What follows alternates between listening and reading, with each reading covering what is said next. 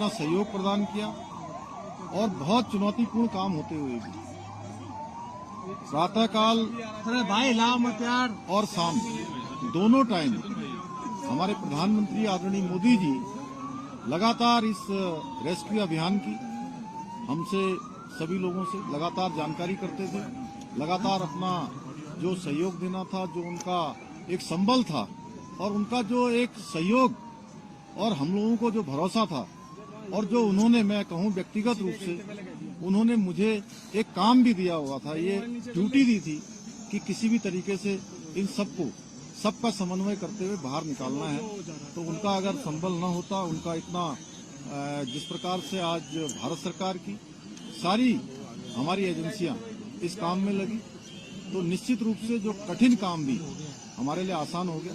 मैं उनका भी धन्यवाद करता हूं कि और अभी भी उन्होंने जैसे ही हमारे सभी श्रमिक भाई बाहर आए, उनका अभी दूरभाष पर फोन आया था और उन्होंने कहा कि सभी को मेडिकल उनका चेकअप ठीक से करना है, उनके परिजनों की सबकी कुशल क्षेम जानी, उनकी चिंता करनी है, उनके घरों तक ले जाने की उनकी व्यवस्था करनी है।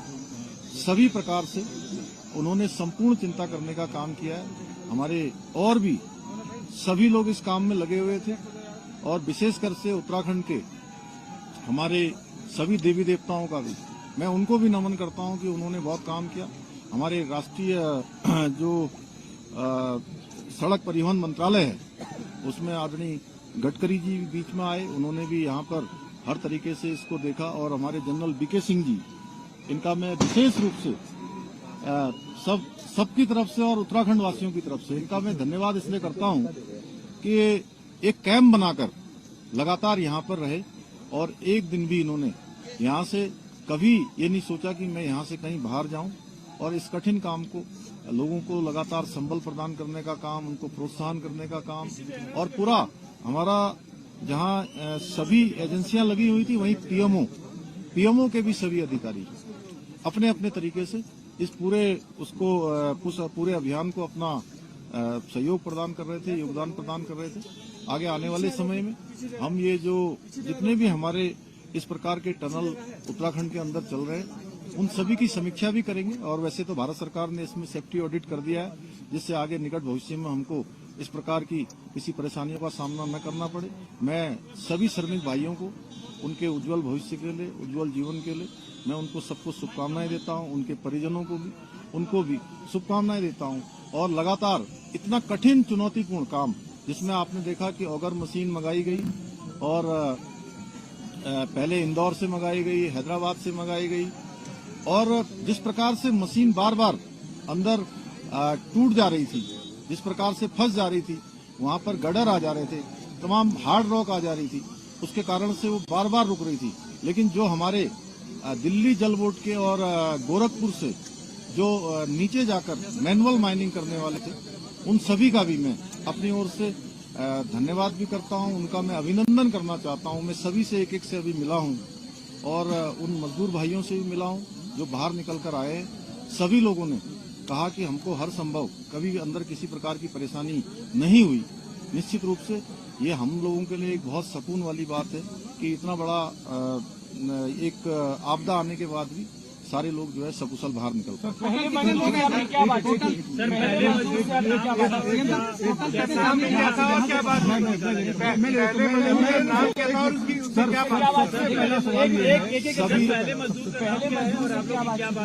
सभी देखिए अलग अलग थे, जैसे कि अंदर विशेष रूप से जो हमारी शुरू से बात हो रही थी, उसमें सबा अहमद, गब्बर सिंह और अखिलेश, तीन इनके जो टीम लीडर थे, उनसे लगातार हमारी बात हो रही थी। उसके बाद आने वाले सभी लोगों से लगातार बात हुई है। सभी पूरे देश भर के जितने भी मजदूर भाई उसके अंदर थे, सभी ने स्वयं ही आकर, क्योंकि उनके लिए बहुत ही भावुक क्षण था, लेकिन उसके बावजूद भी उन्होंने कहा कि हमको किसी परेशानी का कोई सामना नहीं।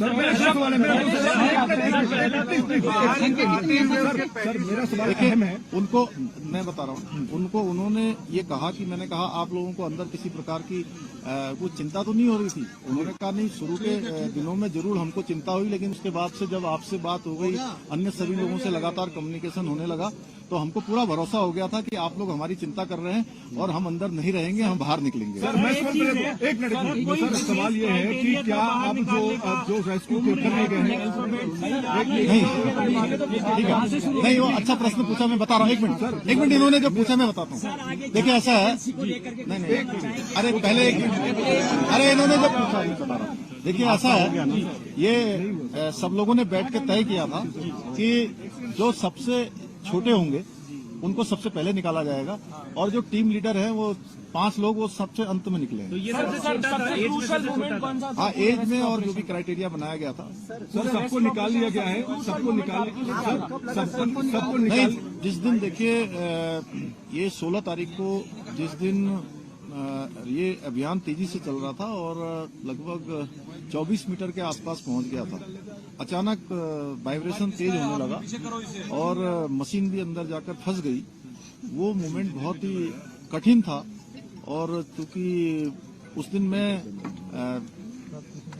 एक कार्यक्रम के बाद मैं जैसे ही भोजन करने को जाने वाला था 3-3:30 बजे और मुझे जैसे सूचना मिली तो वो मुझे एकदम से बहुत बड़ा मुझे एक झटका जैसा लगा। लेकिन मेरा ईश्वर पर और बाबा बौखनाथ पर पूरा भरोसा था कि वो निश्चित रूप से सबका जीवन बचाएंगे, सबको सुरक्षित बाहर निकालेंगे और उनका आशीर्वाद पूछने दो। आगे की प्रक्रिया क्या होगी? देखिए अभी उनको अस्पताल भेजा जाएगा, 24 घंटे के ऑब्जर्वेशन में रखा जाएगा और उनको घर भेजा जाएगा। देखिए ऐसा है कि अभी वो सारे के सारे एक लंबी चूंकि हवा पानी और एक अलग वातावरण से बाहर आए हैं, तो अभी जो डॉक्टरों की सलाह होगी उसके आधार पर ही हम लोग काम करेंगे। उसके आधार पर उसके बाद उनको घर भेजना होगा या जो भी करना होगा, पहले मेडिकल सुपरविजन में उनको रखा जाएगा, उनकी मॉनिटरिंग की जाएगी, उसके बाद आगे की कोई क्रिटिकल नहीं, कोई नहीं, सारे सामान। एक मिनट इनको पूछने दो, उसके बाद आपके पास आ रहे हैं। सर वर्कफोर्स कितना था, कितने लोगों को लगाया हुआ था, खासतौर पर अगर ऑपरेशन कितना बड़ा इन टर्म्स ऑफ नंबर? देखिए अब ये नंबर तो मैं आपको देख के बता दूंगा, लेकिन इसमें जिन जिन लोगों की भी आवश्यकता पड़ी और देश के अंदर और विदेशों में भी जो टेक्नोलॉजी और जो विशेषज्ञ इसके थे, हमने सभी से कंसल्ट किया था और जो सबसे अच्छा रेस्क्यू हो सकता था उस तरफ हम लोग बढ़े। हालांकि कठिनाई आई। जी सर, तो वो अभी एस्टिमेट लगाना मुश्किल है, वो आपको बता देंगे अलग से। और जितने भी लोग लगे यहाँ पे कौन थे? आप थे, आपका हो गया। एक मंदिर में गए, बाबा बागनाथ के मंदिर में गए। गांव वालों का कहना है कि जब तक मंदिर नहीं बनेगा हम आगे काम नहीं होने देंगे। क्या सरकार वो पहले ही हम लोगों ने तय कर लिया है कि मंदिर वहाँ पर बनेगा, बाबा बागनाथ की कृपा से। गाँव वालों से पूछने से पहले ही वो डिसाइड हो गया। वो डिसाइड हो गया ऑलरेडी। सो मोटो हम लोगों ने एक मिनट बाबा, एक मिनट। इस पूरी कड़ी में रैट माइनर्स की भूमिका कितनी अहम थी? वो अंतिम पड़ाव में आए और पूरा ये आपने शायद मैंने जो सबसे पहले बीच में बोला था, आपने शायद उसको ध्यान नहीं दिया। वो उनकी बहुत बड़ी भूमिका थी। दिल्ली जल बोर्ड से भी आए थे, गोरखपुर से भी आए हुए थे। उन लोगों ने मैनुअली जाकर जो काम किया वो बहुत निर्णायक इस पूरे अभियान को निर्णय तक पहुंचाने का काम उन्होंने भी किया है। सर मजदूरों के लिए किसी राहत राशि का ऐलान किया गया, कोई समर्थन राशि उनके लिए? नहीं, सभी सर समर्थन राशि, राहत राशि। प्रधानमंत्री जी ने ट्वीट किया है, फर्स्ट डे से लास्ट दिन तक वो चुनावी व्यवस्था के बावजूद इस पर मॉनिटरिंग करते रहे। उनकी संवेदनाएं पूरे देश ने देखी है, क्या कहेंगे? मैंने आपको वो शुरुआत में ही कहा था कि माननीय प्रधानमंत्री जी का अगर इतना विशेष इस पर अभियान पर ध्यान नहीं होता, विशेष उनका जोर नहीं होता, तो इतना कठिन चुनौतीपूर्ण अभियान इस तरीके से पूर्ण करना आसान नहीं होता। और उन्होंने और अभी भी उनका कितना ध्यान है कि प्रातःकाल जब वो चुनाव अभियान में निकलते होंगे, प्रत्येक दिन जानकारी लेते थे और किस प्रकार से रेस्क्यू अभियान को चलाना है उस प्रकार से करते थे। एक तरह से मैं उत्तराखंड का मुख्य सेवक हूँ, मुझे उन्होंने एक काम दिया हुआ था कि किसी भी तरीके से इस काम को सफलता की ओर ले जाना है। एक मिनट हाँ, कोई और है? आपने कब ठाना कि मुझे यहाँ कैंप करना पड़ेगा और आपने लगातार कैंप किया?